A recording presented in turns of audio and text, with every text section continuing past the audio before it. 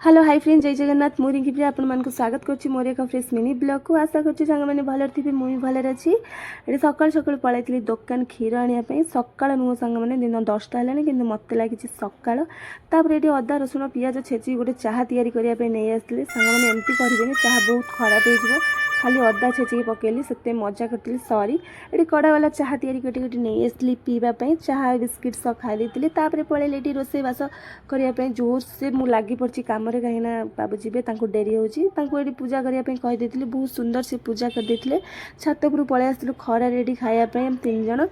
खियापिया सरला मत बहुत सारा कम था यही सब कम सब गोटे दिन छुट्टी मिल सांग कंपानी सांग मैंने देखो ये सारा सब कम कर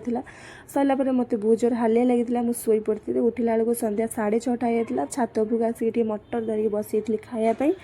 जदि मो भिडियोटी सांग मैंने भल लगी लाइक कमेंट सब्सक्राइब करने जमार भूलें रोचे मोर आउ गोटे मिनी ब्लॉग रे आपको देखा